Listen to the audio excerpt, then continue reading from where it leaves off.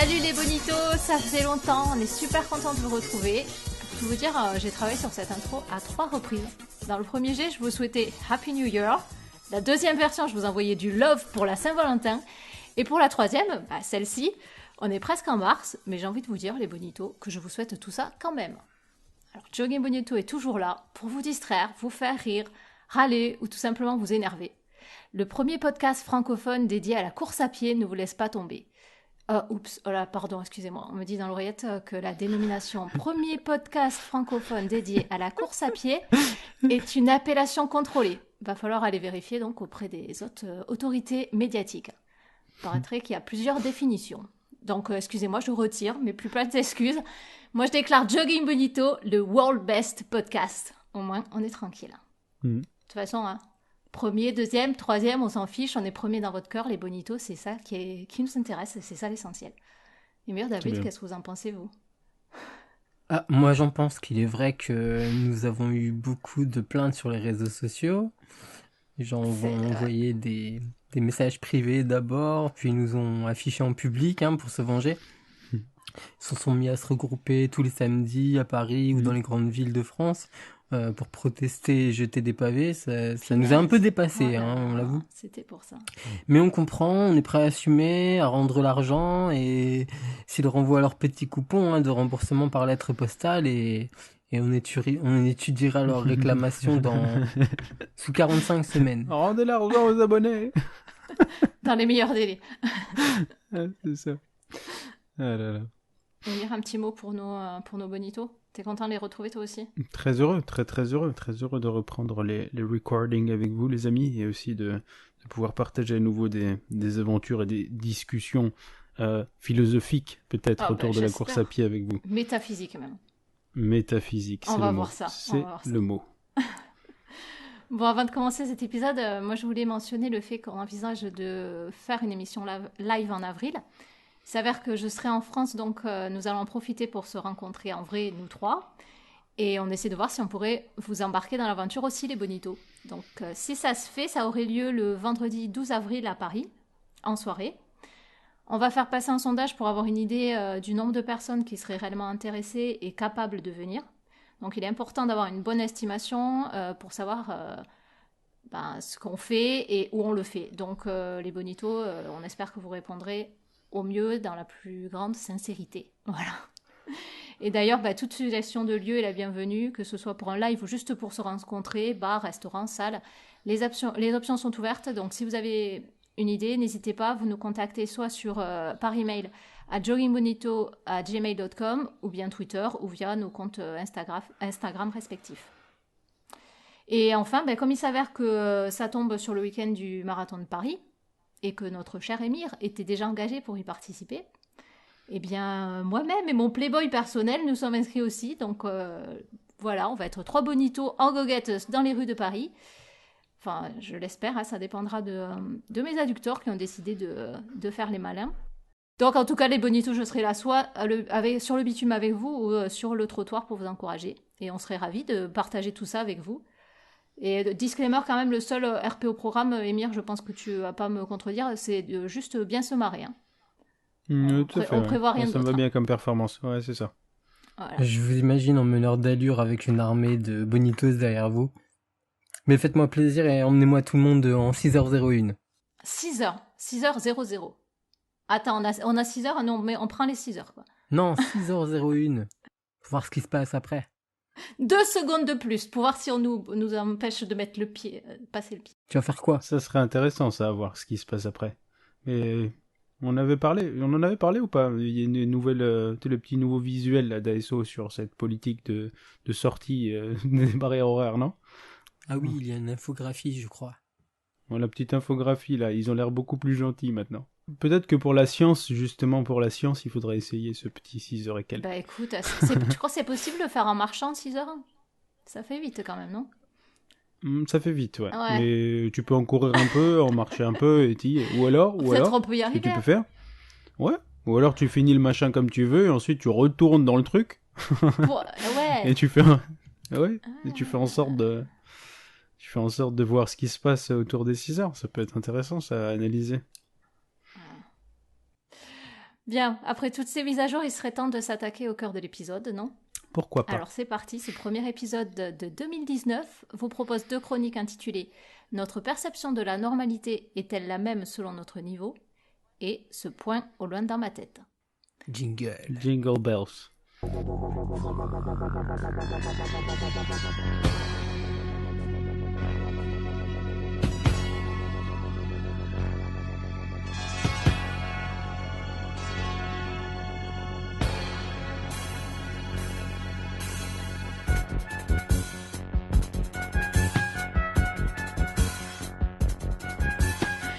On va commencer par lever le voile sur ce dernier titre assez énigmatique, ce point au loin dans ma tête. Alors, imagination, motivation, volonté, il est question de tout ça dans la chronique que nous propose David. Wow. Souvent, lorsque je cours, j'emporte mon Walkman Sony Megabass, sur lequel j'ai enregistré ma propre compilation des tubes de l'année 1989, tels que La Lambada de Kaoma, Eternal Flames des Bangles, mais aussi Jason Donovan, Kylie Minogue, Paula Abdul, Michael Jackson, The Cure, et j'en passe.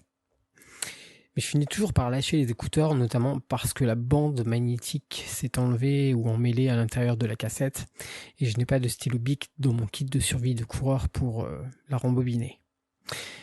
Ça fera plaisir aux puristes pour qui c'est plus noble, tu vois, de lever les cuisses tout en écoutant, pour en citer un particulièrement poète que j'ai retrouvé sur un groupe Facebook dernièrement. Le chant de mes pas, le souffle de mon cœur, avec un S, les encouragements des oiseaux et des écureuils. Et là j'imagine Tic et Tac en pom-pom girl en train d'épeler très fort mon nom sur le bord de la route. J'en frémis. Honnêtement, j'aime beaucoup courir tout en contemplant la flore, en écoutant le chant des oiseaux et des oiselles, le bruissement des feuilles, le craquement des branches, et non de ma hanche, ou le ruissellement de la rivière. Mais j'avoue que la plupart du temps, j'arrête d'écouter de la musique parce que je suis myope comme une taupe, et va savoir pourquoi j'ai ce réflexe que vous connaissez peut-être de réduire le bruit autour de moi pour chercher mon chemin, ou tenter de distinguer un obstacle qui survient, un danger, ou autre chose qui nécessite soudain mon attention. En l'occurrence, ce dont je vais vous parler, c'est ce point presque à l'horizon, là-bas, au bout de l'immense ligne droite, cette forme qui s'immisce de façon quasi inopportune ou imprévue dans votre paysage, troublant sa régularité, altérant sa linéarité. Je vous laisse imaginer un ultra sur une route interminable en Nouvelle-Zélande ou un marathon dans la vallée de la mort en Californie. Comme par hasard, hein, Margie. C'est beaucoup trop loin pour être sûr, mais ce n'est pas une hallucination car d'abord vous n'êtes pas Émir qui végète habituellement sur un gros caillou en total manque de sommeil et vous êtes en allure confortable. Vous n'avez même pas encore dépassé les 19 km/h, hein, c'est dire. En tout cas, c'est là à 1 ou 2, peut-être 5 ou même 15 km. C'est dur à dire quoi. Est-ce un animal, un arbre ou une énorme pizza 4 fromages ? Eh bien moi je prends les paris dans ma tête et j'imagine tout ce que ça peut bien être. Tout y passe. Toutes les hypothèses. Bigfoot, le Yeti, le Dahu, E.T., la bête du Gévaudan ou ma belle-mère en short. Plus 1 km. Un panneau marquant le bout du monde. Non, Marlène Schiappa, Galilée n'a pas dit que la Terre était plate. Plus 2 km. Olivier Hatton, ultramarathonien sur terrain de foot, qui a l'endurance de Sylvain Bazin et la VMA de Greg Runner. Plus 3 km. Jean-Baptiste Poquelin qui répète « I love this game » dans un téléphone à ficelle. Plus 4 km. Franck Ribéry en pleine conférence TEDx pour expliquer comment déguster au mieux des côtelettes en or. Plus 5 km. Mironton ou Barge à Bulle, 6 km. Plus 6 km. Les compagnons d'Ulysse en léthargie qui lévitent dans l'Odysseus en attendant que son fichu GPS fonctionne et retrouve le chemin de la Terre. Pardon, le vaisseau traverse un long tunnel qui fout la merde dans l'espace-temps. Plus 7 km. Charlie Bucket et son ticket d'or qui m'attend pour un ravito 100% chocolat sponsorisé par Willy Wonka. Plus 8 km. Michael Jackson n'est pas mort, c'était bien un complot orchestré par la CIA. Et il m'attend à l'horizon pour taper un moonwalk, car pour lui aujourd'hui c'est leg day. Plus 9 km. Les supporters de Courir pour la vie avec Christine Boutin qui s'apprête à lancer une hola à mon passage. Je fais demi-tour, je rends mon dossard et j'écris un post incendiaire sur Instagram. Vous allez me demander, pourquoi tu fais ça ? Et c'est vrai que lorsque je laisse filer mes pensées, souvent ça tourne mal.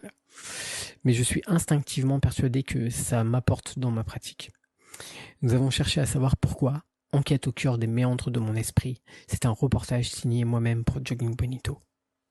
J'ai d'abord cru qu'il fallait privilégier la piste de la pleine conscience et que mes délires visuels étaient en fait des scans environnementaux, une attention portée vers un environnement, vers mon environnement pour être bien ancré dans le présent.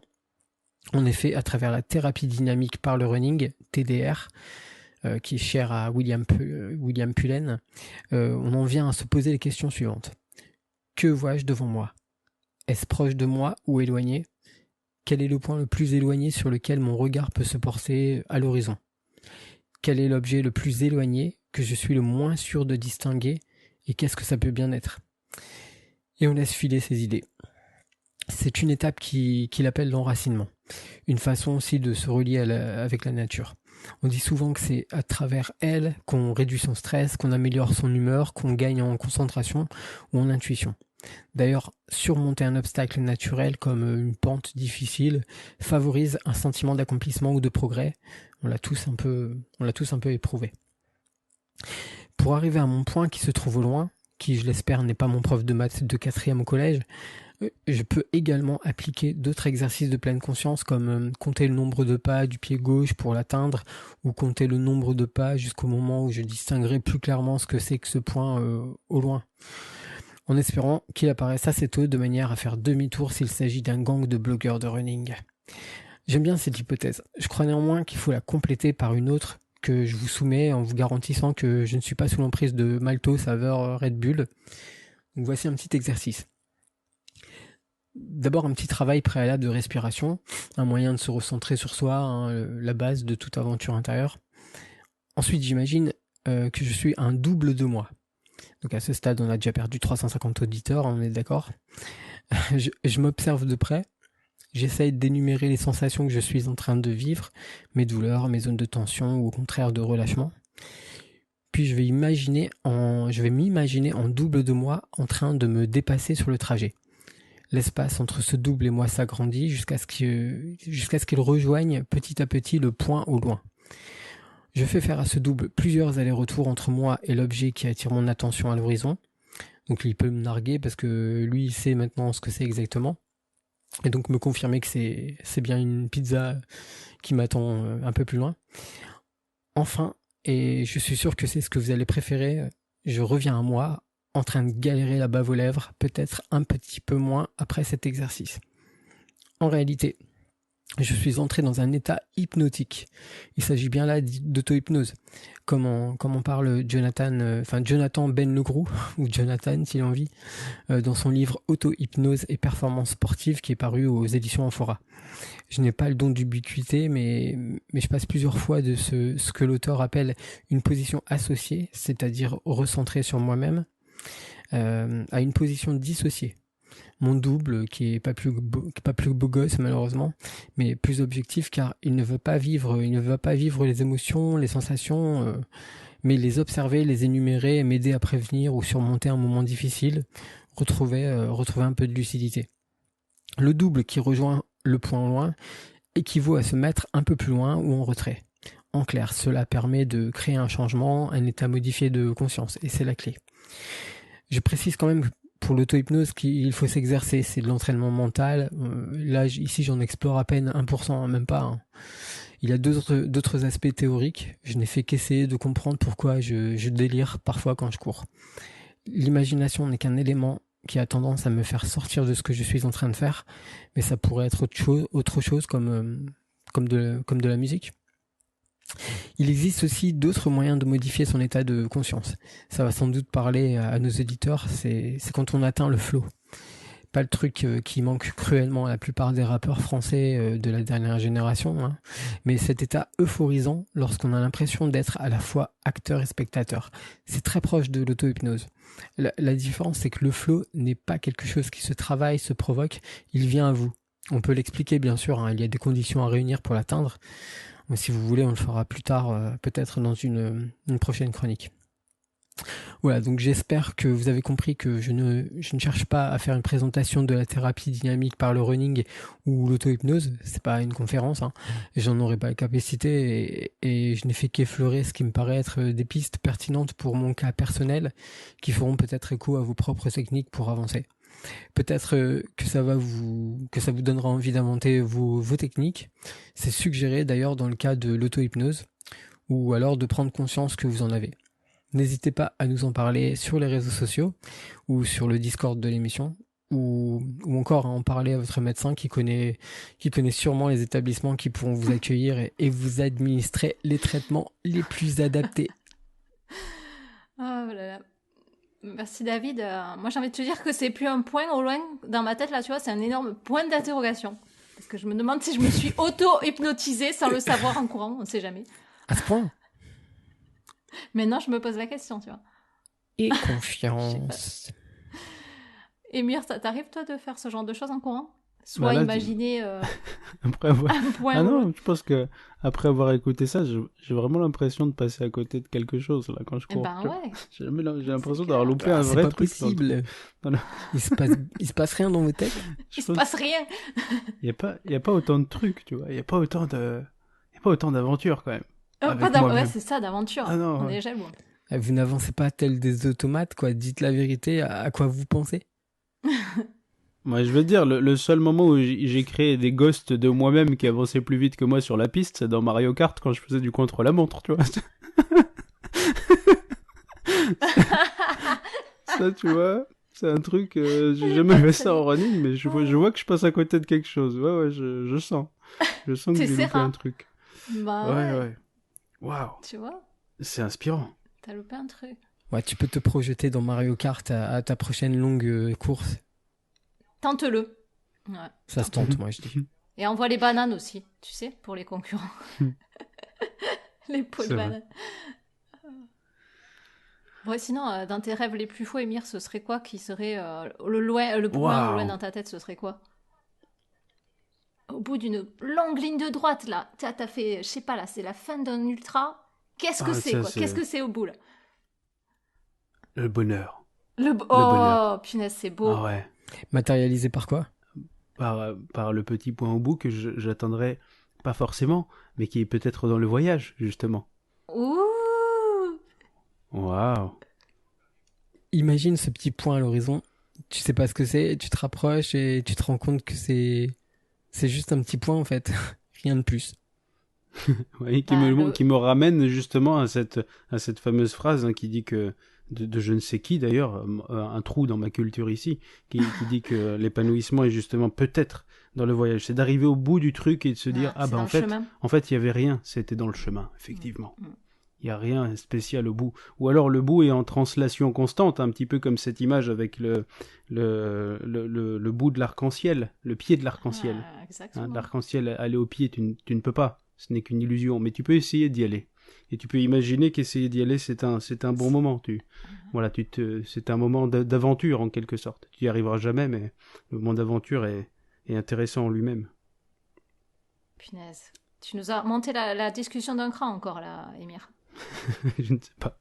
Attends, Mardi, c'est quoi ce petit point pour toi ? Ah, je sais pas. Moi déjà, tu vois, j'aimerais le voir le point là. J'aimerais courir déjà. Je n'y arrive pas. Ne m'en parle pas. J'aimerais le voir le point déjà. Un nouveau jeu d'adducteur. Voilà, c'est ça. En or. Un nouvel adducteur Magnus. Adducteur Magnus gauche, s'il vous plaît. Merci. Si les auditeurs, s'il y en a un parmi les bonitos qui a une imprimante 3D, vous pouvez aider Mardi. Envoyez vos dons par la poste. Voilà, vous imprimez des adducteurs, hein, de préférence à partir de plastique recyclable et durable. Ah ouais, non, pas de plastique chez moi, s'il te plaît. Enfin, c'est pas du plastique, pardon. Silicone le matériau. C'est pas... Il y en a, ceux qui s'y connaissent en imprimante 3D feront le bon choix. Voilà, on va faire confiance à nos bonitos. Voilà. C'est ça. Bon, redescendons un petit peu dans la réalité, dans le sérieux. Alors David, dans ta chronique, tu as parlé de deux notions. Je reprends, la thérapie dynamique par le running et l'auto-hypnose. Ok ? Donc on va commencer par parler de la thérapie dynamique par le running. Donc si j'ai bien compris, ça vient de la pratique de la pleine conscience. C'est bien ça. C'est courir en pleine conscience. Et des exercices, exercices de scan environnementaux, tu l'as mentionné. En fait, il existe plusieurs types de scans, corporels, environnementaux et émotionnels. Donc, à travers ton état physique, l'observation détaillée de tout ce qui t'entoure, ce que tu ressens aussi, tu vas avoir une analyse entre guillemets objective. Donc tu vas pas te juger et tu vas éviter surtout de t'infliger la double peine d'être en souffrance et en plus d'anticiper la souffrance à venir. Donc en étant bien ancré dans le présent et uniquement dans le présent. Donc tu ne te projettes pas. Ok. Et donc toi tu le pratiques J'essaie. Mais comme je le dis dans ma chronique, aussi bien pour la TDR que pour l'auto-hypnose, je suis un parfait novice. Hein. J'ai aucune expertise vraiment. Mais en fait, dans les ouvrages que j'ai cités, j'ai pioché quelques notions, tu vois, et des notions qui me parlent, qui semblent correspondre à ce que je pratique déjà de façon naturelle ou de façon empirique, et j'essaie juste de comprendre. Ok. Et toi, Emir, ça se rapproche de quelque chose que... Enfin, tu peux t'identifier à ça ou pas du tout? Est-ce que pendant des ultras, tu t'es déjà dit peut-être, là maintenant, je pense qu'à là maintenant, à ce moment précis, et pas plus loin, sinon j'avancerai pas ou, Ben en fait, non. Moi, j'ai T'as pu l'impression peut-être que je fais le faire exactement... peut-être, mais de façon inconsciente, quoi. Ben, je pense que je fais l'inverse. Moi, je fais que me projeter sur Ah sur ouais? le truc d'après. Je fais que, ouais, c'est ça. Je pense que la méthode que j'ai instinctivement, c'est de de penser à l'instant où j'aurai atteint le prochain checkpoint, en fait. Je passe mon temps à voir, à me projeter au prochain truc, mais suffisamment proche pour que ce soit atteignable. Mais jamais à me dire, non, je crois que c'est un truc que je fais vraiment pas instinctivement d'essayer de penser juste à l'instant présent et pas plus loin. À l'inverse, mon instinct, c'est de penser au prochain truc que je vais atteindre, que Pour te j'aurais faire avancer. c'est ça, que j'aurais mis derrière moi et qui va me permettre de me dire que j'ai accompli une première chose et que j'avance, quoi. Donc non, je suis instinctivement pas câblé comme ça, en tout cas. J'ai jamais eu l'idée de faire autrement. Et toi, David, j'imagine que tu faisais pas ça avant, et du coup, est-ce que tu peux faire une comparaison par rapport à là, si tu pratiques ça, là, le fait de rester dans l'instant présent par rapport à se projeter à plus tard? Tu as vu une différence ou qu'est-ce que ça t'apporte de différent? Non, mais j'ai toujours plus ou moins fait ça. Hein. Je comprends l'objectif du prochain checkpoint, mais je veux préciser que ça peut être dangereux de se projeter trop loin, notamment lorsqu'on n'est pas bien. Donc se concentrer sur le prochain checkpoint, ça peut faire avancer, tandis que se concentrer sur l'arrivée, par exemple, hein, ça peut vraiment couper les jambes. On peut se décourager et mentalement, c'est trop dur. Dans plein de sports, on sait que les objectifs à court terme sont bénéfiques. On prend les matchs les uns après les autres, quoi. Après, les petits objectifs, ça fonctionne bien en course officielle. En entraînement, on peut se créer des petits checkpoints, mais c'est plus difficile. Et donc, on peut utiliser la TDR, par exemple. Alors, pour ce que ça apporte de différent, je ne vais pas mentir, hein, ce sont des micro-changements ou des impressions de changement, de trouver plus de calme, de patience, de mieux gérer les douleurs aussi ou les émotions. Je pense quand même que c'est quelque chose qui se travaille sur le long terme. Ouais. Et tu penses que, bon, ça sort un peu de la course à pied, mais ça me fait me poser la question. Il faut peut-être aussi s'entraîner à ça en dehors de la course à pied aussi, peut-être, pour en avoir de plus grands bénéfices en courant après, derrière?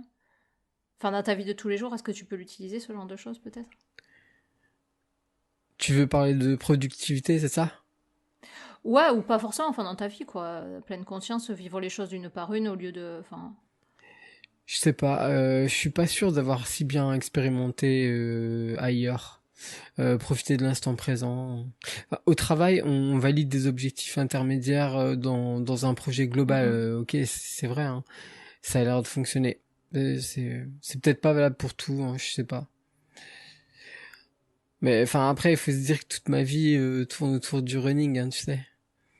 Ah bah oui, je suis bête, hein. Purée, c'est clair. C'était à l'avant-dernière chronique? Non, la dernière chronique. Je sais plus. Je sais pas non plus. Bon, et la deuxième technique dont tu parles, c'est l'auto-hypnose. Alors là, c'est un peu plus compliqué, enfin, à mon avis. C'est l'impression que c'est quelque chose que, là, par contre, on l'entreprend de façon beaucoup plus consciente de façon beaucoup plus consciente au départ. Donc, ça me paraît demander quand même une bonne concentration, l'auto-hypnose, et ça me paraît être une technique qui est pas forcément innée, quoi. Il faut encore une fois s'y préparer, quoi. Oui, on peut mettre en place des choses précises et se préparer, mais ça ouvre aussi beaucoup de perspectives. Tu peux entièrement sortir de la course à pied pour te concentrer sur ton parcours sur Mario Kart ou revivre une partie, hein, ou rejouer la playlist de ton groupe de death metal. Pour l'auto-hypnose, je parle d'une technique, hein, mais il en existe plein d'autres. Je précise quand même. L'idée, c'est quand même d'être dans l'exploration de soi. Est-ce que tu as testé ça aussi alors? En fait, si tu veux, je me suis pas dit, tiens, je vais essayer l'auto-hypnose pour la chronique. Ouais. J'ai regardé ce que je fais déjà et j'ai cherché à le décrire. Mais si ce que je fais n'est pas super conscient ou pas très construit, volontaire, c'est clair qu'il doit y avoir un sens quelque part. Okay. Je peux pas forcément m'empêcher de penser qu'en atteignant ce que je vois au loin, je risque de trouver telle ou telle chose ou telle personne précisément, que c'est possible, même si au fond c'est peu crédible et c'est pas raisonnable, hein. Et donc on y va, même si on a des chances d'être déçu, ça fait avancer. Vraiment, j'ai cherché des explications à ce que j'ai l'habitude de faire, vraiment. Et toi, Emir, t'as déjà fait ce genre de choses ou pas? Je veux pas être intéressant, mais non. Non. Je veux vraiment pas être intéressant. Je suis dans la découverte. Pour ça, je suis aussi très attentif à ce qui se dit. C'est que, c'est que je découvre complètement là. C'est une vision que je suis jamais arrivé à la porte de cette vision-là. Je l'ai jamais trouvée. Tu es trop occupé quand tu cours. Bah, je pense que moi, disons que j'ai des choses qui passent dans ma tête, mais très souvent, je vais me vagabonder un petit peu dans ma tête, je vais me promener là, je vais trouver des sujets qui vont passer devant moi, je vais les saisir comme ça, mais bah c'est un peu ça, et je vais saisir des sujets, mais c'est souvent je vagabonde sur des sujets externes en fait, je me mets à penser quelque chose, parfois il y a un peu d'introspection quand même, mais mais c'est jamais, j'ai l'impression de jamais atteindre une sorte de profondeur comme celle que je découvre quand tu parles là. Je pense que il y a un niveau de, comment dire, ces sujets qui s'approchent de, c'est peut-être pas de la spiritualité, mais ces sujets qui s'approchent de la remise en question de soi-même, de l'exploration, peut-être même de la méditation, peut-être, je sais pas si on peut dire ça comme ça. Bah c'est des sujets, j'y vais jamais vraiment. Non, du coup j'apprends là, je découvre. En fait, tes pensées ne sont pas un moteur dans ta pratique, peut-être, hein. C'est ce que je comprends, hein. Mais à part réfléchir à d'autres trucs, c'est pas ça qui va t'inciter à avancer.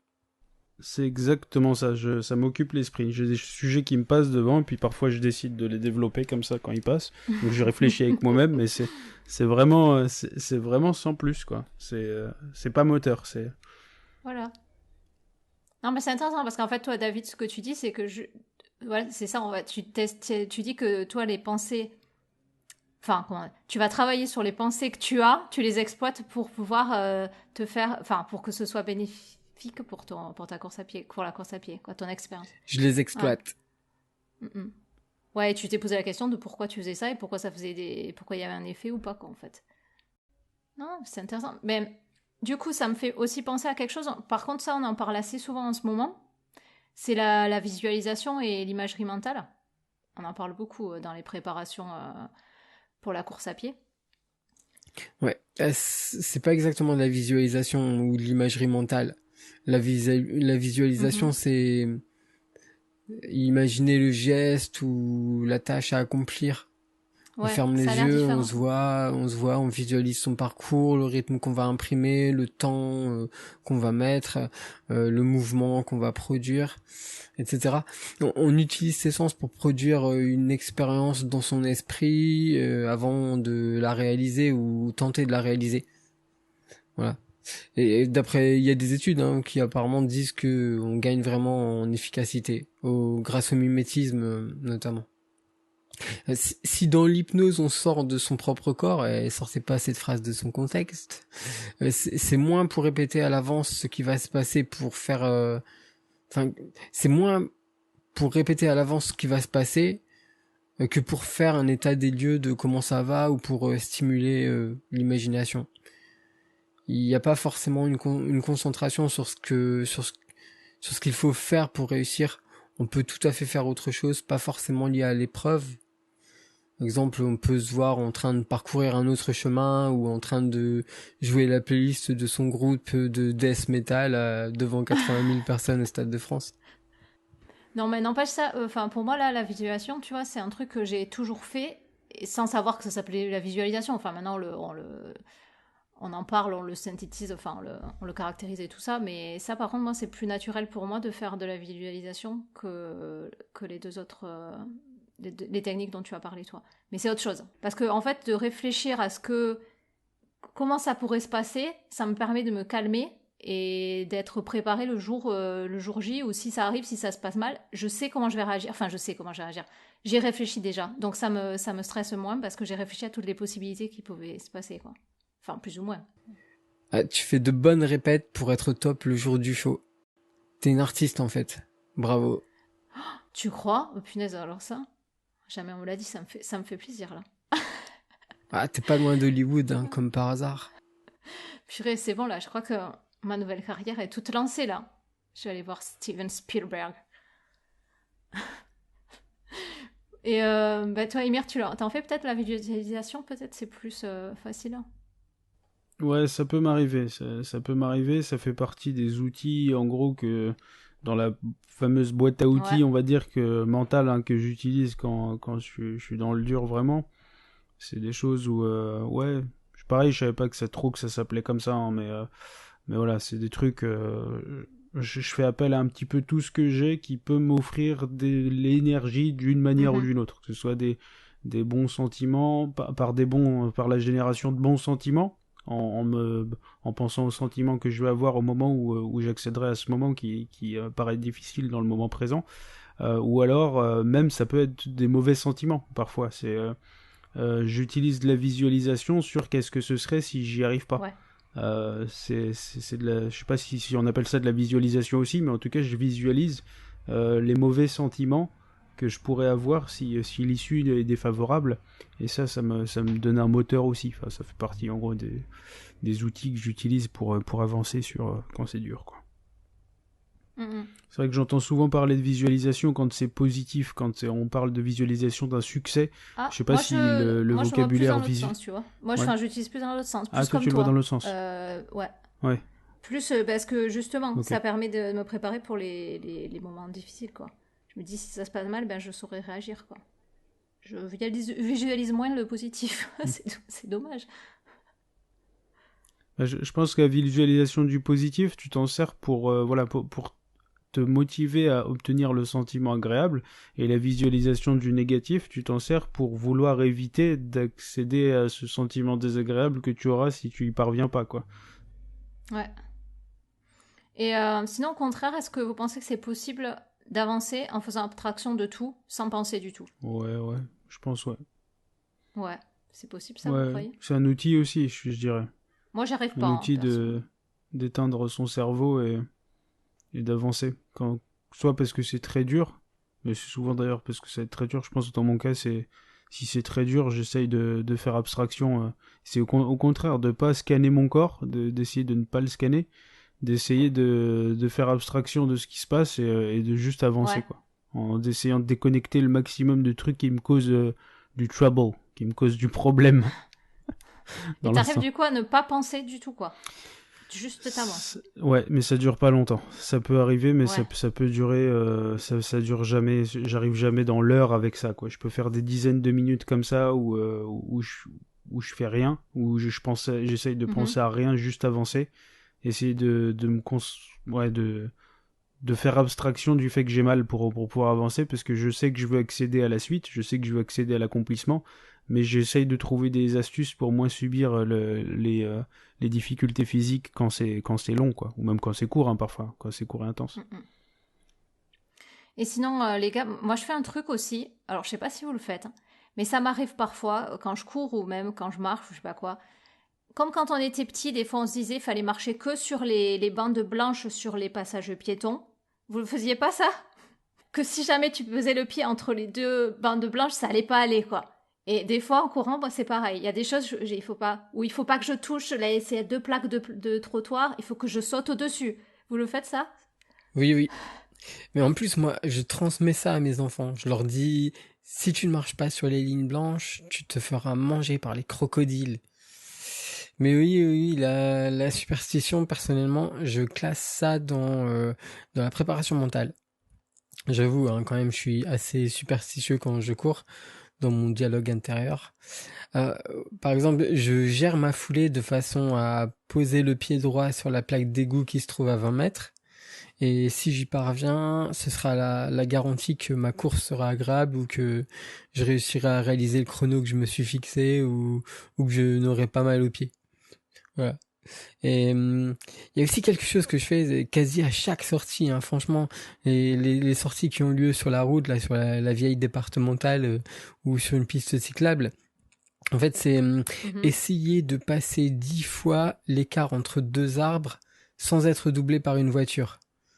Donc, si une voiture me double, les 2 arbres entre lesquels je suis en train de passer ne comptent pas.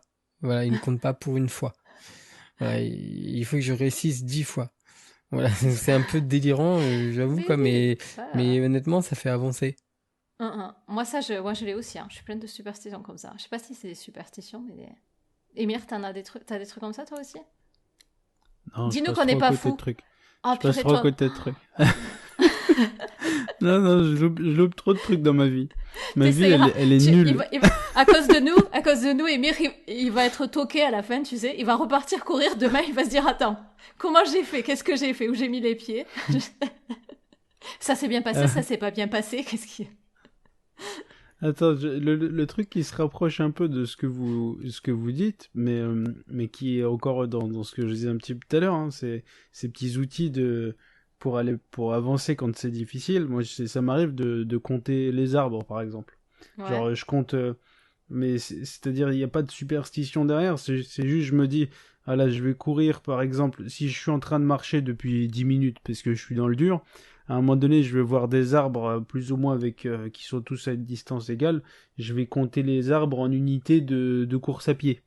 Ça va pas être en minutes, ça va pas être en mètres, ça va être en arbres. Ouais, voilà, c'est ça. Je vais me dire, je vais aller jusqu'à l'arbre là-bas. Et quand je suis devant l'arbre, je me dis, en fait, non, finalement, je rajoute 2 arbres. Ça, c'est des trucs que je fais.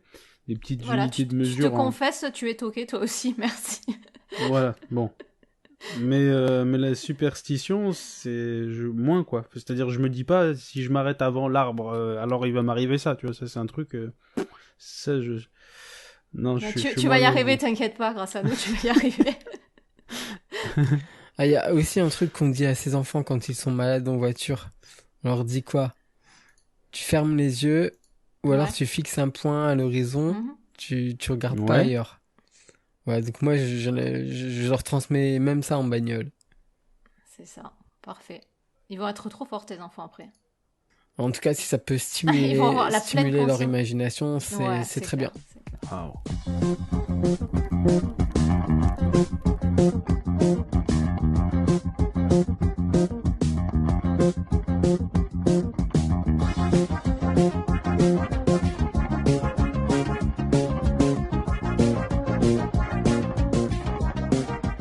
Toutes ces discussions presque métaphysiques, j'ai envie de dire, réancrons-nous dans la réalité en parlant de normalité. Pour introduire la chronique d'Émir, il s'avère que j'ai une anecdote qui tombe très bien, pile dans le sujet. Il s'agit encore une fois d'une phrase de ma maman. Donc début février, je devais courir le marathon de la Death Valley. Et 10 jours avant, un de mes adducteurs donc, a décidé de se faire remarquer et je n'ai pas pris le départ de la course. Donc, quand j'en ai fait part à mes parents, ma maman n'a rien trouvé de mieux à me dire que de toute façon, c'est mieux que tu l'aies pas couru. Courir un marathon, c'est pas normal. Voilà. C'est pas normal, bah oui. Donc, comme je suis attachée à la paix familiale, je n'ai pas épilogué, j'ai changé de sujet. Mais je te remercie donc, Émir, de cette chronique que je compte bien faire écouter à ma mère. Oh là. Quand je la verrai. Oh là là. Donc t'as vu, t'as pas la pression.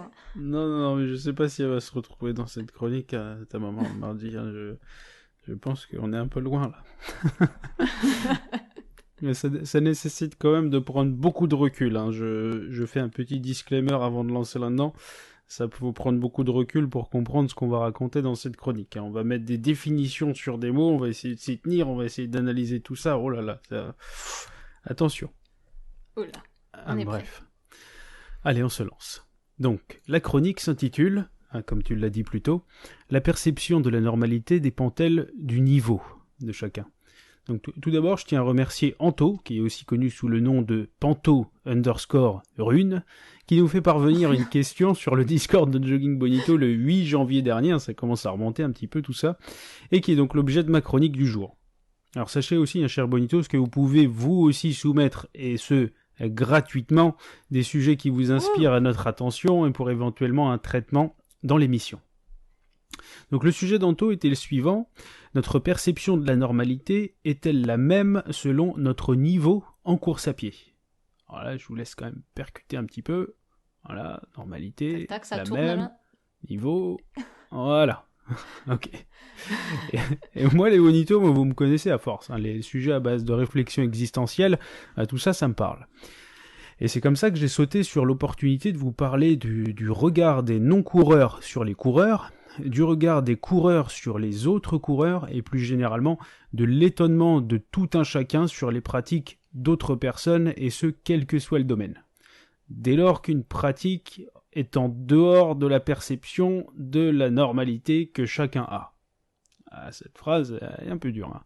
Mais on va concrétiser, on va essayer d'être un peu plus concret. Pour attaquer le sujet, je me suis senti donc de démarrer moi un petit échange avec Anto sur Twitter, hein, afin de comprendre un petit peu ce qu'il avait mené à cette question.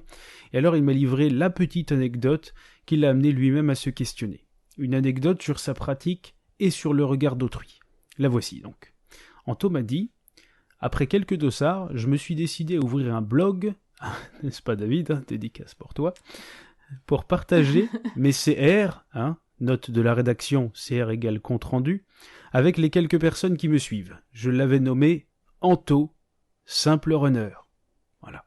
Lorsque j'ai publié mon CR, mon ami m'a fait remarquer que je n'étais plus un simple runner. Je me suis un peu retrouvé sans mots. To be or not to be? That is the question. Voilà. Même à aujourd'hui, je ne saurais quoi répondre, me dit-il. Et oui, je fais des courses plus longues que la plupart des gens, et est-ce pour autant anormal? Voilà, fin de l'anecdote.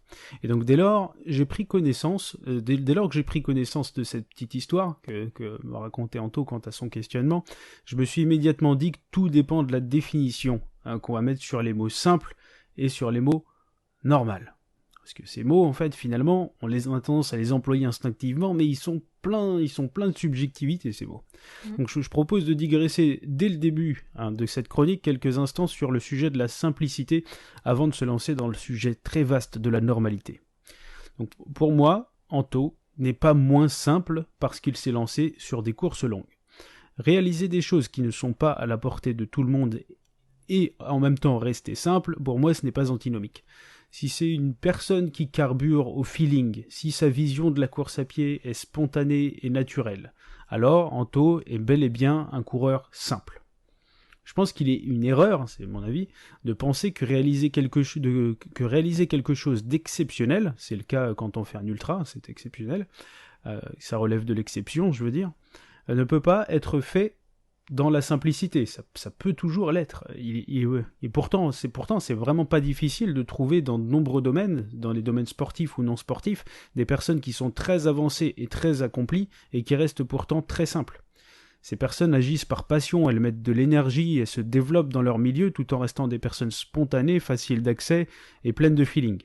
Je pense donc clairement que la simplicité n'est pas incompatible avec l'exceptionnel. La normalité, en revanche, si. Du coup, intéressons-nous davantage à la normalité maintenant, qui est pour moi une notion totalement subjective, car elle est dépendante du référentiel dans lequel on se trouve. Je vais commencer par un exemple tout simple et tout bête, en quelque sorte, pour illustrer mon propos. Premièrement, Je vois un type marcher en short et torse nu sur la plage, en Tunisie par exemple, ça me paraît pleinement normal. Je suis dans un lieu chaud, et dans ce contexte, la plupart des personnes sont comme lui. Maintenant, deuxième petit point, je vois un type, toujours le même, pas le même, mais un type, marcher en torse nu, même chose, Wim Hof par exemple, pour ceux qui le connaissent, mais cette fois-ci, c'est dans une expédition en Laponie sur la banquise. Alors là, clairement, on est dans l'exceptionnel. Alors, c'est la même chose, même situation, un type torse nu marche, dans un cas sur une plage, dans l'autre en Laponie. Alors là, donc là, c'est la même chose, mais en fait non. Donc la normalité est nettement dépendante du contexte, que ce soit géographique, dans le cas que je viens de citer, social, culturel, et j'en passe. Donc la norme se trouve dans l'ordinaire, elle est le caractère de la majorité dans un contexte précis. L'exceptionnel, à l'inverse, c'est le caractère de ce qui sort de l'ordinaire, ce qui n'est pas réalisé par la majorité. Pour revenir un peu dans le monde de la course, il est très facile d'être perçu comme le coureur du groupe dans des groupes sociaux qui ont un regard extérieur sur la course à pied. Tout simplement parce que ces groupes sociaux vont avoir une vision de la norme qui se base essentiellement sur des pratiques de non-coureurs. Et quand on construit sa norme sur des non-coureurs, naturellement, on est très impressionnable quand on voit un spécimen de coureur. Par exemple, une personne qui va être capable de se lever à 5 heures du mat pour aller courir, elle est exceptionnelle. Une personne qui va courir 5 fois par semaine, elle est exceptionnelle. Une personne qui va être capable de courir un semi-marathon d'une traite sans marcher, elle est exceptionnelle. Du coup, les échanges des membres de ce groupe de non-coureurs envers le spécimen de coureur, ils vont être essentiellement orientés sur leur étonnement quant à la pratique de cette personne. Un étonnement qui va susciter beaucoup de questions. Parfois de l'admiration. Waouh, quel courage de faire autant de sport! Parfois du mépris. Alors ouais, moi je pourrais pas courir après rien comme ça. Et plus rarement, de l'indifférence. Ouais, ok, c'est rare, mais bon, après il fait ce qu'il veut, c'est son truc. Maintenant, admettons que je me positionne dans un groupe social constitué de personnes ayant déjà couru un marathon cette fois-ci. Alors là, d'un coup, la perception de la normalité, elle est nettement différente. Un individu du groupe qui est capable de courir le semi-marathon d'une traite, ça n'a plus rien d'exceptionnel. Ce qui est donc une particularité dans un groupe social différent, ça se range maintenant complètement dans la norme. Maintenant, admettons que dans ce groupe, un membre est capable de courir le marathon en 2h05.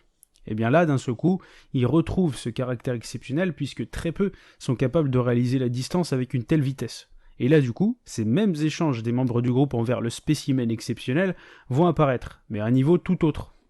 Beaucoup de questions, parfois de l'admiration. Wow, quelle vitesse! Il doit s'entraîner dur. Parfois du mépris. Alors là, il doit y passer sa vie pour avoir un tel niveau, moi je pourrais pas faire autant de sacrifices. Et plus rarement, de l'indifférence. Ouais, ok, c'est rare, mais bon, il fait ce qu'il veut, c'est son truc. Maintenant qu'on a vu que la normalité et le caractère exceptionnel dépendent nettement du milieu, attardons-nous davantage sur les types de réactions possibles face à l'exceptionnel. On l'a vu, il y a 3 grandes façons de percevoir ce qui est hors norme. Alors, ceci n'est pas de la science, ça vient un petit peu de ma tête. Si vous cherchez un livre sur lequel on parle des 3 grandes façons de percevoir le hors norme, vous le trouverez pas. ou alors j'étais en symbiose avec un auteur quelque part. Voilà. Il y a pas de théorie, il y a pas de nom, il y a pas d'acronyme là-dessus. Voilà, ça sort de ma tête, je précise. Donc soit le caractère hors norme observé est attirant pour la personne qui la reçoit, soit elle laisse indifférent, soit elle est méprisée. C'est les 3 cas qu'on vient de voir. Une chose hors norme attirante va souvent inspirer un sentiment de respect envers la personne qui la réalise. On va éventuellement se dire que l'on aspire à la même chose et que cette personne peut être prise pour modèle. Par exemple, personnellement, quand je vois des personnes capables de rester fit, svelte, stylées toute l'année et de maintenir une régularité sans faille à l'entraînement, moi je suis impressionné. Car j'y aspire en fait, mais je n'y arrive pas. J'éprouve donc du respect pour ces personnes qui parviennent à faire quelque chose que j'aspire à faire également, mais sans y arriver. Autre cas, si la chose hors norme laisse indifférent, on peut constater le caractère exceptionnel d'une chose tout en n'ayant ni chaud ni froid. Je peux croiser demain le champion du monde de lancer de patates, je vais sûrement apprécier sa dévotion dans ce milieu, mais étant donné que le lancer de patates m'intéresse moyennement, je ne vais pas m'attarder. Voilà. C'est bizarre quand même, ça a l'air passionnant. Ouais, peut-être. C'est sûrement un domaine qui intéresse beaucoup de personnes, mais en ce qui me concerne, voilà, je ne m'y attarde pas beaucoup. Voilà, le dernier cas, c'est le mépris, donc si la chose hors norme est méprisée, alors c'est là qu'on va souvent retrouver des phrases typiques de haters, ou liées au purisme, voilà, à savoir les trucs du genre, quoi, mais il a rien de mieux à faire de sa vie, quoi, mais quelle honte il fait à notre milieu, mais quelle honte, mais franchement, le jeu en vaut vraiment pas la chandelle. Voilà, je fais bien le haters aujourd'hui. Je suis pas peu fier de ma petite prestation, le hater. On est content de te retrouver avec tes petites voix là, ça nous plaît. Ah, merci. Moi aussi, je suis content de me retrouver. Donc c'est la raison pour laquelle, hein, lorsque vous faites part d'un caractère hors norme à quelqu'un ou qu'un groupe social s'en aperçoit, vous récupérez toujours un petit cocktail de ces 3 types de réactions, hein, qui sont influencées par notre perception, qui elle-même est directement influencée par notre niveau de connaissance dans le domaine concerné. Donc vous l'avez compris les bonitos, moi je pense clairement que notre perception de la normalité, elle dépend de notre niveau de connaissance et ou de notre niveau de pratique dans ce milieu. Ma perception de l'exploit en course à pied est différente de celle de mon pote Dédé qui fait dans le sport automobile, et à l'inverse, ma perception de ses exploits au volant sont clairement différentes de la sienne. Moins on a de niveau dans un domaine, plus on est impressionnable, et plus le trigger, plus le déclencheur du hors-norme sera facilement atteint. Et enfin, plus on est averti dans un domaine, moins on est impressionnable, et plus le seuil du hors-norme sera repoussé. Cher Bonito, moi ce que je conclus de tout ça, c'est que vous êtes toujours condamné à être, dans vos cercles sociaux non-coureurs, à la machine à café ou chez Belle Maman, le taré de course de service. Heureusement, vous avez vos potes du running, un référentiel dans lequel vous êtes de nouveau normal et vous pouvez parler librement sans susciter d'interrogation, d'interjection, de remarques admiratives ou déplacées. Car oui, une des caractéristiques fondamentales de la norme, c'est qu'elle ne fait pas parler d'elle. Le running, un refuge ? Ouais, ça dépend pour qui, ça dépend du groupe social dans lequel tu te trouves, hein. Et ça dépend de tes caractéristiques. Voilà. Et Jogging Bonito, tu crois que c'est dans la norme alors ? Bah non, puisque c'est le premier podcast de course à pied, donc le plus exceptionnel. Hein, puis il est tout sauf dans la norme. Personne ne le fait. Ouais. Très peu de gens sont capables de réaliser une émission d'un tel acabit. Donc non. Si on en croit la définition développée dans cette chronique, ça relève clairement de l'exceptionnel. Oh, nous sommes exceptionnels, les gars. On est bon. Ah bah oui. Non, les mots sont... Voilà, soyons factuels, 2 minutes. Factuel, exactement, tout à fait. On est d'accord, tu es d'accord, David ? Sur les mots ? Ça dépend desquels. Ça sert à quoi de lui demander s'il est d'accord ? Est-ce que tu es d'accord qu'un plus 1 ça fait 2, oui ou non ? Oui, non, on n'a pas besoin de te poser la question. C'est pas si simple. Attends, il va partir en auto-hypnose pour savoir. Je refuse de tomber dans la simplicité. On sait pas trop. Merci à Anto, qui est une personne exceptionnelle car il est auditeur de Jogging Bonito. Exactement. Exact. Et vu que ce n'est pas encore la norme, hein, malheureusement, écoutez Jogging Bonito. Enfin, ça dépend dans quel groupe social, bien sûr. Bref, ne refaisons pas la chronique. Je précise tout de même que le blog d'Anto, Simple Runeur, a été aboli. Ah, voilà. Donc il ne justifie pas sa pérennité par quoi que ce soit. Si vous le cherchez, vous ne le trouverez pas. On réagit d'abord sur le terme normal ou simple ? Bah, simplicité d'abord. Vous, qu'est-ce que vous mettez derrière ça ? Qu'est-ce que tu mets derrière ça, toi, David ? Simplicité. Alors, si être simple, ça signifie rester humble ou accessible pour une personne habituée à être mise sur un piédestal par ses fans, par sa communauté, parce qu'elle réalise des choses à la portée de très peu de personnes, en fait. Je dirais que oui, c'est possible, c'est même souhaitable de rester humble. Donc la notion d'humilité, moi j'adhère. Anto, avec le sous-titre de son blog, a peut-être voulu prendre des précautions pour ne pas être jugé trop sévèrement. Et il a peut-être fait preuve d'un excès d'humilité, car pour moi c'est une qualité qui doit être universelle. Et je vois pas trop à partir de quel moment ça devient louable de se la péter. Donc j'adhère complètement à ce qui a été dit par Émir sur la simplicité. En revanche, c'est sur le mot normal que j'apporterai un bémol. Déjà, courir, ça fait partie de nos attributions naturelles. Donc c'est quelque chose de relativement normal, je trouve. Et si dans un pays qui compte 66 millions d'habitants, on a un cinquième ou un quart des gens qui pratiquent occasionnellement ou régulièrement la course à pied, est-ce qu'on est si singulier en courant? Je pense que c'est plutôt normal pour le coup. Sachant plus que d'après une étude réalisée auprès d'un échantillon représentatif, c'est-à-dire auprès de ma propre personne, les coureurs s'initient de plus en plus à des distances de plus en plus longues. Alors maintenant on peut dire qu'on est plutôt encore, maintenant on peut dire qu'on est encore moins singulier.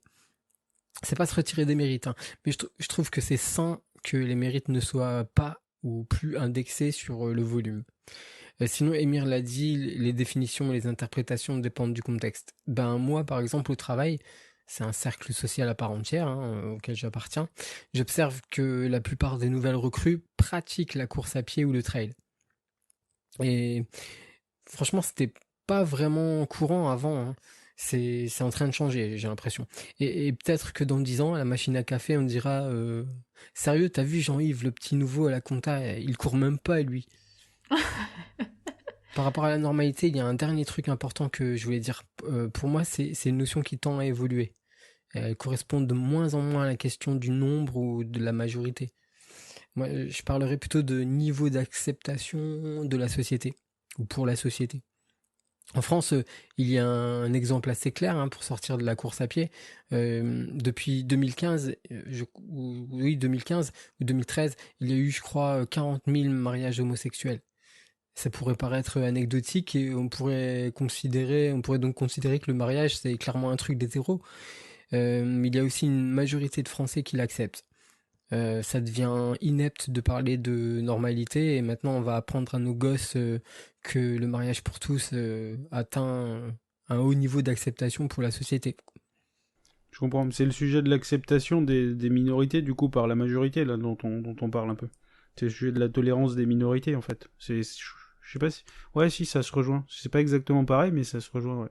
Il va y avoir des minorités dans certains groupes sociaux aussi, mais elles peuvent très bien être acceptées et pas faire l'objet de jugements. À l'inverse, être accepté en l'état et être... Je ne le nie pas, mais je pense que dans certains cas, c'est en train de changer. Et c'est pas plus mal, je trouve. Ouais, ok, on ajoute ça à notre définition de la normalité, alors on est d'accord. Et moi, j'avais envie de revenir sur... tu parles des réactions que les gens ont par rapport à l'exceptionnel. Donc tu dis qu'il y a 3 types de réactions, et je pense qu'on est tous d'accord, enfin on a déjà eu ce genre de réaction. Soit quelqu'un qui est très curieux par rapport à ça, soit quelqu'un qui est indifférent, soit quelqu'un qui est méprisant, qui montre du mépris par rapport à ça. Donc vous, comment vous réagissez déjà, vous, par rapport aux gens aux différentes réactions, du coup? Est-ce que ça vous fait quelque chose quand vous avez une personne qui vous dit ah ouais c'est super ce que tu fais, c'est exceptionnel, qui est super curieux, ça vous fait quoi? Ça dépend. Vas-y David. Je dois dire que maintenant je le prends avec un certain détachement. À la base, moi j'ai toujours eu du mal à accepter les compliments. J'évacue toujours ça avec des pirouettes qui peuvent paraître parfois impolies. Mais c'est plutôt de la gêne. Dès qu'il s'agit de me valoriser, j'évacue ou... Voilà, ou alors j'explique à l'autre que lui, que c'est lui que je trouve exceptionnel, quoi. Donc il y a autre chose. J'ai l'impression d'être assez juste quand je juge ce que je réalise. Donc je relativise beaucoup les compliments. L'enthousiasme en général me gêne, surtout que j'ai l'impression de savoir détecter quand c'est surjoué. Après le mépris en lui-même n'a pas tellement d'intérêt. L'indifférence, c'est pas mal, je trouve. Moi, j'ai beaucoup de respect pour les gens qui n'idolâtrent pas ou qui n'ont pas particulièrement d'avis. Voilà. C'est bien de savoir relativiser, moi, je trouve. Mais pourtant, de mon point de vue, c'est quand même le genre de réaction le plus rare, en fait. Très souvent, les gens vont être tranchés d'un côté ou de l'autre. C'est vrai. C'est un côté ou de l'autre, ouais. Mais je te rejoins sur le fait que j'aime bien, je trouve que ça traduit, souvent la réaction la plus réfléchie, peut-être la moins spontanée, celle qui nécessite d'avoir du recul, et du coup le recul étant moins donné à tout le monde que la spontanéité, ben voilà, on le retrouve moins ce genre de réaction. Pareil. Je voudrais revenir sur le fait là, quand les gens sont curieux ou super impressionnés par ce qu'on fait, tout ça. Moi, je suis un peu comme toi, David. Moi, ça me met un peu mal à l'aise en fait quand les gens me disent oh c'est super ce que tu fais et tout, parce que comme tu le dis, en fait, moi je pense que chacun fait des choses différentes et chacun peut. Je dis toujours qu'on est le badass de quelqu'un d'autre. On est toujours le badass de quelqu'un d'autre. Donc, et on a toujours un badass aussi en vue, quoi. Donc, il faut tout remettre en perspective toujours, quoi. C'est pas parce que nous on court que. En plus, sans remettre en question la sincérité des gens, quand tu sais que les personnes ne savent pas trop de quoi elles parlent, quelle valeur attribuer, quoi, à part la bienveillance et la sincérité. C'est très intéressant, je trouve, cette remarque. Ouais. C'est tout à fait ça. Ouais. C'est l'évaluation de quelqu'un que quelqu'un fait sur toi, mais que tu sais pertinemment que c'est une personne impressionnable, elle a tendance à te ricocher dessus, parce que ton niveau de... C'est peut-être un tort, hein. C'est peut-être un tort, hein, ouais. Mais je pense pas que ce soit un tort. C'est-à-dire, si une personne est impressionnée par... Disons que toi, tu es averti dans un domaine, il y a 100 niveaux, tu es au niveau 60, par exemple. Donc tu as un niveau d'évaluation de ce qui se passe en dessous et ce qui se passe au-dessus.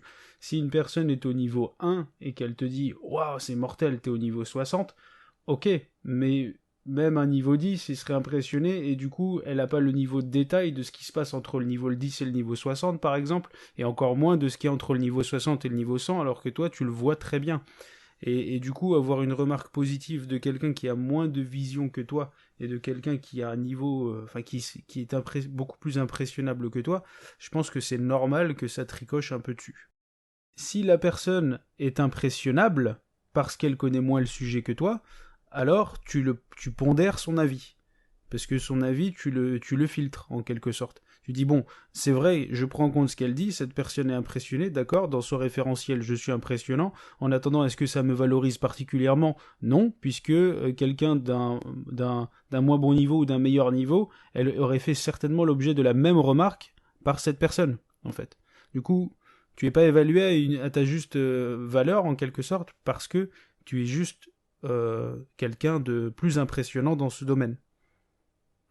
Je sais pas si c'est clair tout ce que je raconte, mais il n'y a pas de distinction des niveaux voilà, une personne qui est au niveau 1, elle est impressionnée pareil par un 20, un 40, un 60, un 80. Quoi. De toute façon, c'est impressionnant. Donc, il y a plus de distinction après, à un moment donné, quand tu pars de trop peu de connaissances d'un domaine. Mais le problème, finalement, c'est ton auto-évaluation. Enfin, va estimer le niveau de connaissance d'une personne. C'est pas toujours évident, hein. Si toi, tu as tendance à te sous-évaluer, enfin, tu n'es pas forcément plus objectif qu'une personne qui a émis un avis en étant au niveau 1, comme tu l'as dit. Enfin, c'est pas si évident. Ouais. Ça, il faut pas oublier que, malgré tout, il faut quand même le prendre en compte parce que ça nous permet de sortir justement un petit peu de nos cercles de coureurs. Même si la personne, elle connaît rien à la course à pied, elle est impressionnée par ce que tu fais, ça te fait...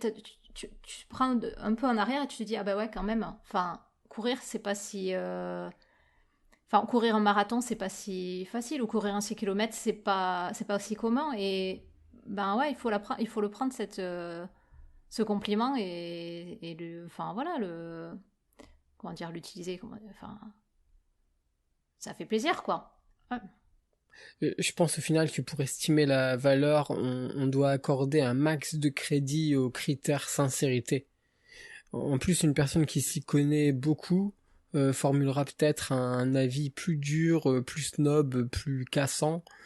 En tout cas, avec également des biais et de la subjectivité. Est-ce qu'on est sûr que cette personne a plus de crédit que la personne au niveau 1 ? Je sais pas trop. Ouais. Enfin, tout compliment est bon à prendre.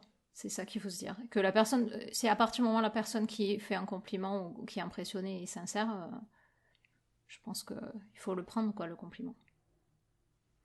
Et par contre, on a parlé un peu de l'indifférence, du coup, la réaction d'indifférence.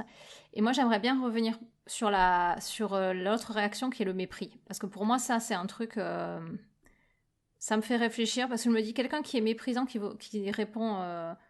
qui réagit avec mépris, à mon avis, le problème, il est pas chez nous, il est chez lui, quoi.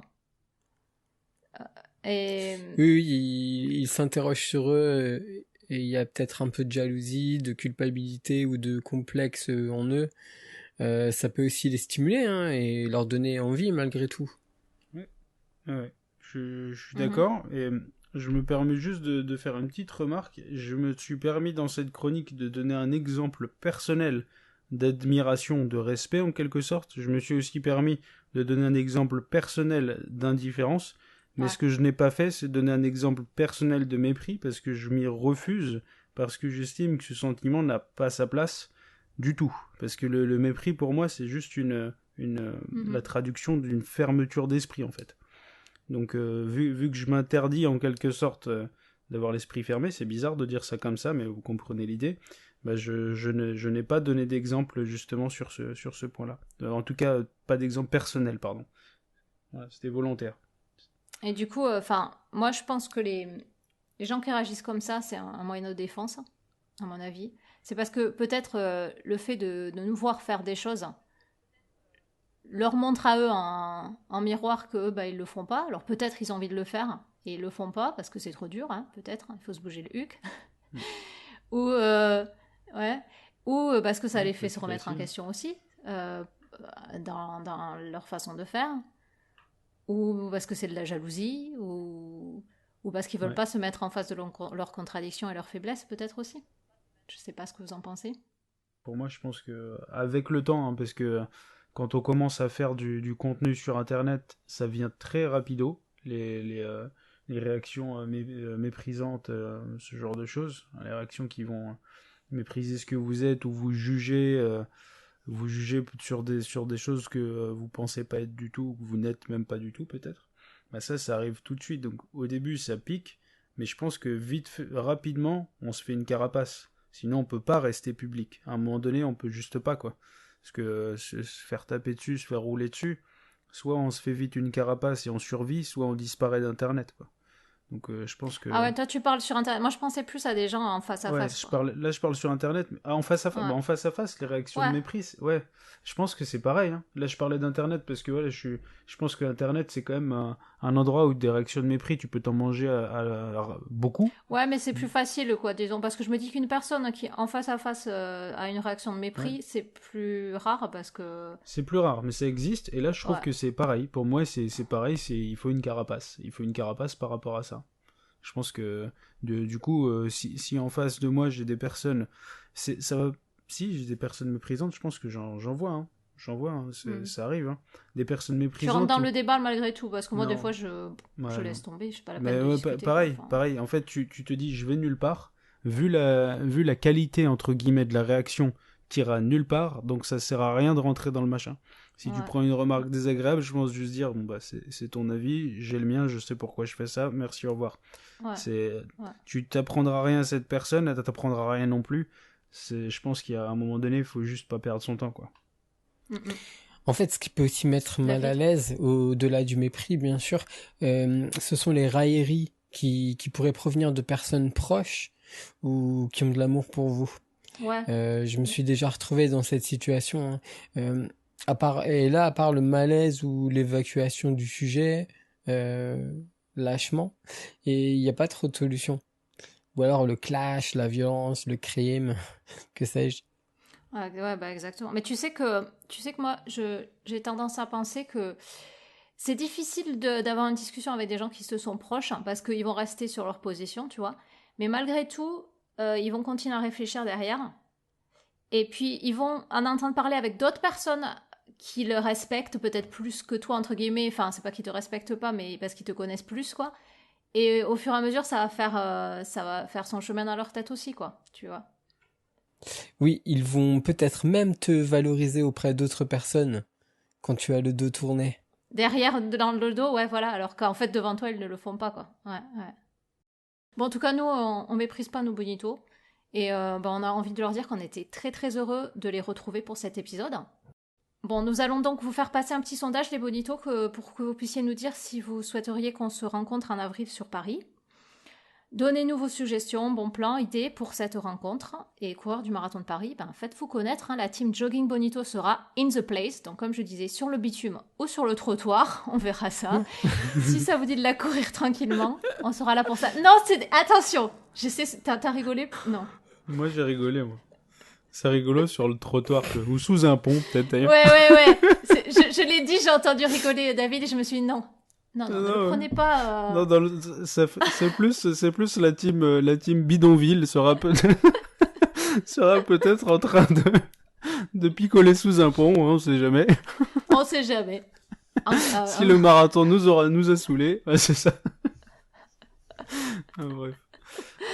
Pardon, ça part en vrille, excusez-moi. Bon, j'aurais dû dire en tant que supporter plutôt, voilà. C'est ça. C'est ce que je voulais dire. Ouais. Bon, rejoignez-nous les bonitos sur Discord, on a déjà commencé à aborder tous ces sujets par là-bas. Et enfin, n'oubliez pas de vous abonner à notre newsletter. Personnellement, c'est toujours un plaisir pour moi de découvrir le texte de Renan, les fantaisies visuelles de Nicolas et les petites surprises qui sont ajoutées ici et là par David. Bon les guys, on se retrouve bientôt quand même, j'espère. Pas aussi long que la dernière fois quand même. Ouais, promis. Okay, ça dépend, on est quand même pas mal occupés dans nos vies. Ouais. Non, je plaisante. Mais avec plaisir. Bon, très bien. Bon, à plus les bonitos. Continuez à envoyer du love sous la forme de 5 étoiles sur iTunes et on se dit à très bientôt. À bientôt. Ciao. Salut les bonitos.